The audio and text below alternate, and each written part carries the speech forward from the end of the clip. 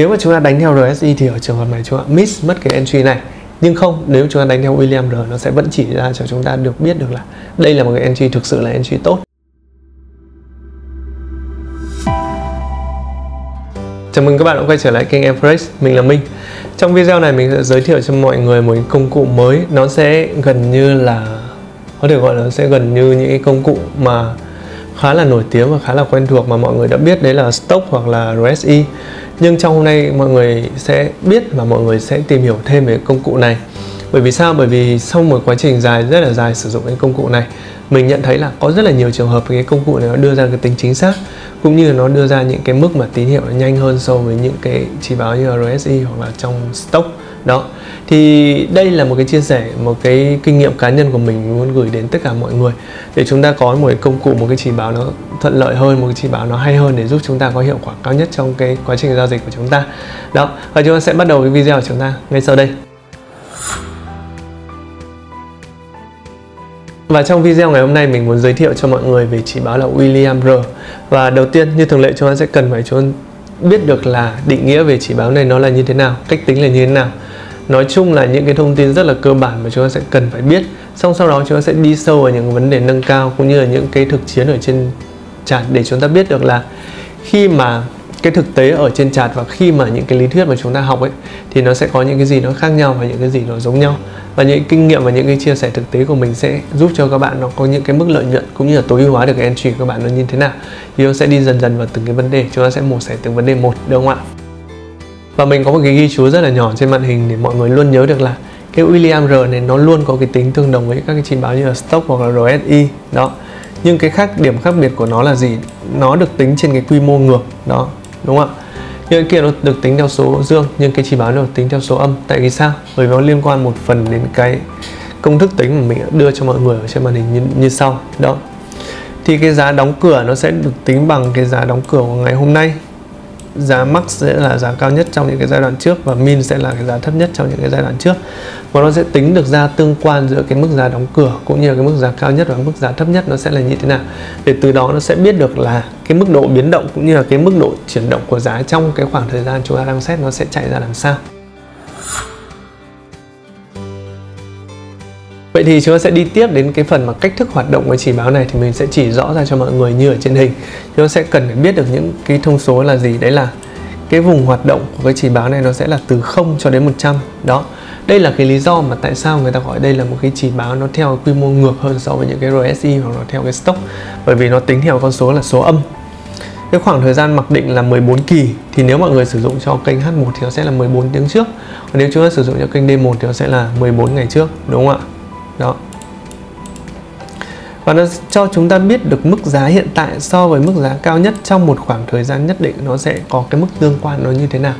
Và từ cái mức tương quan đó chúng ta sẽ biết được là cái biến động về giá nó sẽ ra làm sao. Dựa vào đó chúng ta sẽ tính xem tiếp là trong tương lai đối với những cái mức biến động, mức tương quan như thế thì giá nó sẽ chuyển động tiếp nó như thế nào. Và nó sẽ có những cái điểm chính mà chúng ta cần phải quan tâm và chúng ta cần phải lưu ý, đó là gì? Đó là khi cái chỉ số này nó tiến về ngưỡng 0 thì giá thị trường đang đạt đến đỉnh cao nhất đó.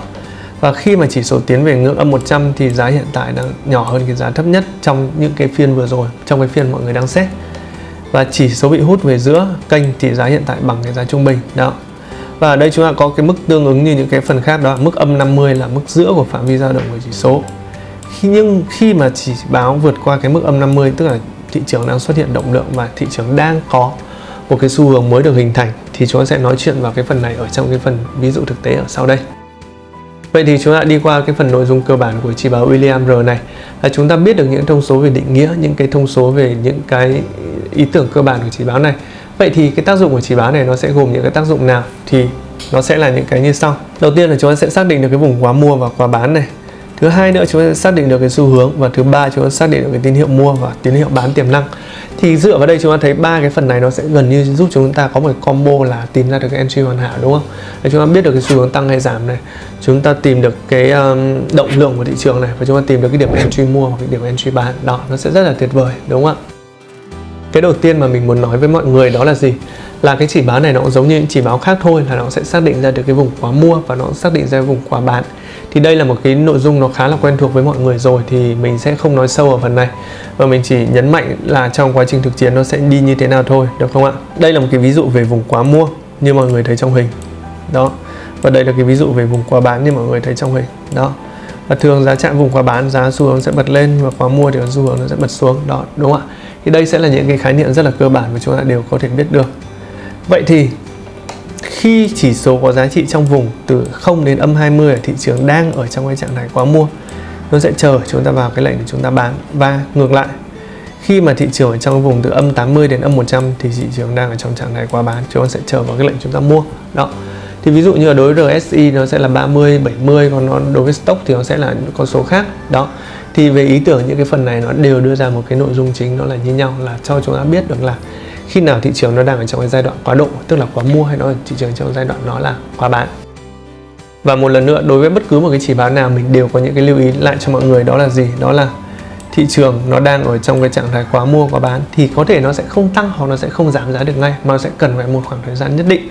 Và các tín hiệu mua và tín hiệu bán sẽ không báo hiệu khi nào thị trường sẽ đảo chiều đó. Tức là nó có thể nó chỉ là một cái nhịp giảm điều chỉnh thôi, chứ nó không phải là một cái nhịp giảm, một cái nhịp đảo chiều toàn phần đó. Và để mà mọi người biết rõ hơn về khi nào là điều chỉnh, khi nào là đảo chiều toàn phần, thì mọi người có thể xem lại cái video của mình, mọi người sẽ rất hiểu về cái vấn đề đó, và mọi người sẽ không bị nhầm lẫn nhiều ở cái vấn đề đó, được không ạ? Cuối cùng là gì? Là bao giờ cũng như vậy, chúng ta nếu chỉ sử dụng mỗi cái chỉ báo Williams R thôi làm chỉ số duy nhất thì thị trường sẽ bị kiểu như là những cái fake signal và nó sẽ bị trễ. Thì đây là một cái điều mà mình luôn nhấn mạnh cho mọi người, là dù chúng ta có dùng bất cứ một cái chỉ báo nào đi chăng nữa thì chúng ta sẽ luôn phải rất là cẩn thận, và chúng ta phải kết hợp được với những cái chỉ báo khác, hoặc chúng ta phải kết hợp được những cái mô hình nến để chúng ta có những cái entry chúng ta đẹp nhất và cái entry chúng ta hiệu quả nhất. Nên nhớ giúp mình cái điều này, đúng không ạ? Và sau đây mình sẽ trình bày mọi người hai cái chiến lược giao dịch mà sử dụng cái chỉ báo này. Đó là sử dụng Williams R khi mà thị trường nó đang ở trong trạng thái sideways. Mình nghĩ đây sẽ là một combo rất là tuyệt vời và sẽ rất là dễ sử dụng cho mọi người. Đầu tiên chúng ta sẽ phải làm là gì? Là chúng ta sẽ phải xác định cái khoảng mà thị trường đi ngang, hay còn gọi là thị trường sideways, tức là giá nó cứ đi loanh quanh trong cái mảng này thôi. Đó. Chúng ta sẽ xác định được cái này rồi. Xong sau đó chúng ta sẽ làm gì? Chúng ta sẽ chờ cái chỉ số Williams R này ở cái trạng thái quá mua hoặc cái trạng thái nó quá bán. Ví dụ như ở đây cái thị trường nó trạng thái quá bán này đó, xong sau đó ở đây nó xuất hiện một cái giá nó chạm vào một cái vùng tạm gọi là cái vùng đáy ở đây đi, chúng ta thể thấy một cái vùng đáy ở đây đó, và ở đây nó xuất hiện một cái mô hình nến là nến đảo chiều, và chúng ta sẽ có khả năng chúng ta mua lên đó. Nếu mà như ở cái khu vực này nhiều người chưa có kinh nghiệm và chưa có trải nghiệm thì sẽ chưa vào lệnh được ở đây, nhưng nếu mà ở cái vùng sau này thì chắc chắn là cái khả năng mà mọi người nhìn được ra cái entry này mình nghĩ sẽ tương đối là nhiều. Bởi vì sao? Ở đây nó đang là một cái vùng hỗ trợ ở đây rồi, đúng không ạ? Williams R nó ở đây đó, nó cũng đang có một cái hỗ trợ của Williams R ở đây. Xong ở đây nó xuất hiện thêm một cái mô hình nến đảo chiều đó. Trước đấy là xu hướng giảm, xong sau thì xu hướng tăng, xong tổng hòa đây nó tạo ra thành một cái mô hình hai đáy. Thì chúng ta có một combo là hai đáy cộng hỗ trợ cộng Williams R cộng mô hình nến đảo chiều, thì không có lý do chúng ta không buy được cả đó, đúng không ạ?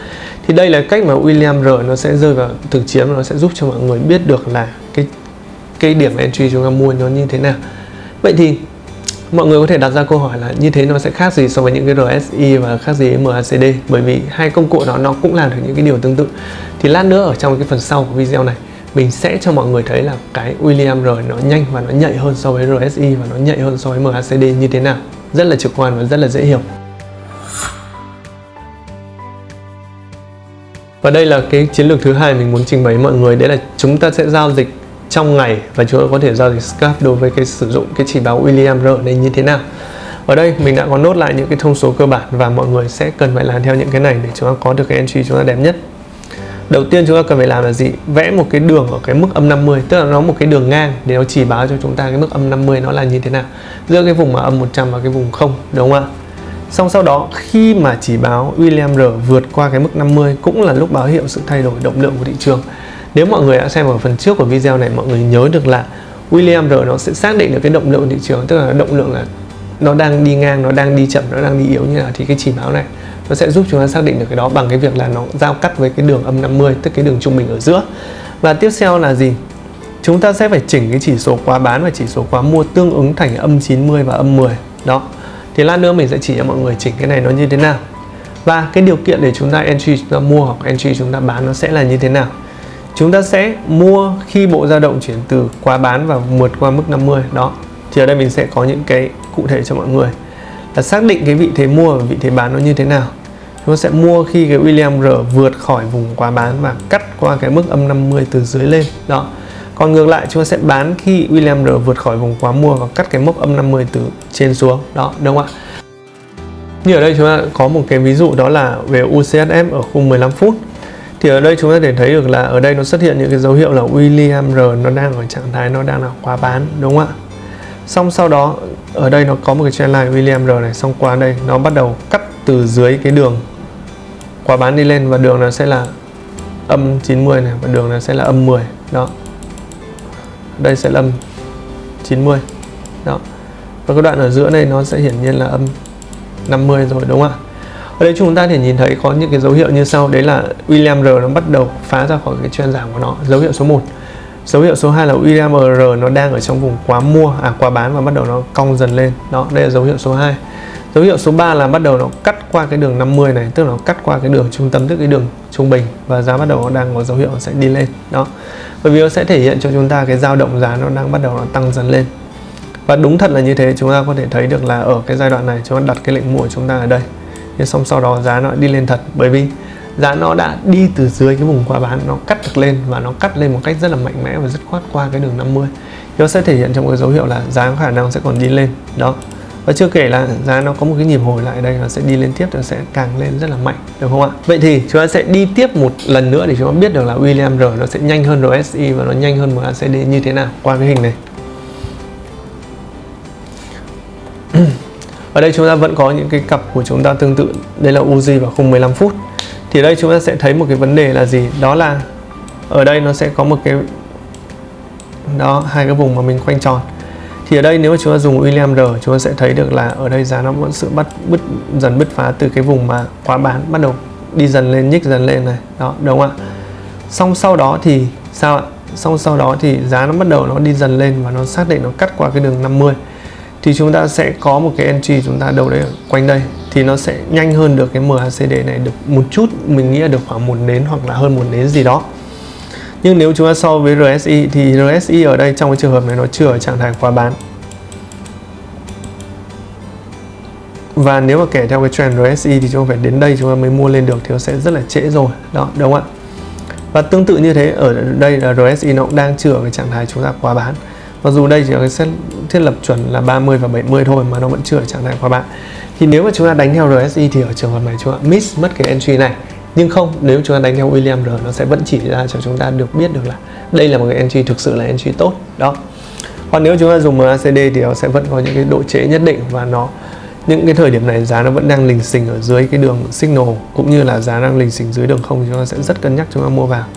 Vậy chúng ta sẽ mua vào đâu đó ở trên này thì chúng ta đã bị chậm hơn so với cái William R này khoảng một vài nến rồi. Đó. Thì đây là cái lợi điểm trong một vài trường hợp mình nhận thấy và mình đánh giá được, đó là gì? Là William R nó sẽ hiện ra những cái entry giúp chúng ta có lợi nhuận nhanh hơn khi chúng ta dùng RSI và chúng ta dùng MACD, và đó là sự thật. Đó, như mọi người thấy ở trong hình, đúng không ạ? Trên đây là toàn bộ những cái nội dung mà mình muốn chia sẻ cho mọi người về chỉ báo William R. Do cái thời hạn của video nó tương đối là có hạn, thế nên là chúng ta sẽ sử dụng những cái ví dụ mà mình đã chuẩn bị trước để mọi người hiểu được hơn và mọi người hiểu rõ hơn về cái chỉ báo này. Và mình hứa là sẽ có một cái video khác thực chiến về cái chỉ báo này khi mà chúng ta gọi là chúng ta kết hợp với những cái chỉ báo khác thì chúng ta ra một cái combo hoàn chỉnh và chúng ta áp dụng vào khi chúng ta đánh trên những cái tài khoản real thì nó sẽ kết quả như thế nào.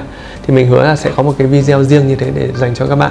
Và trên đây là những cái kinh nghiệm cũng như những cái chia sẻ cá nhân của mình khi mà mình sử dụng cái chỉ báo này.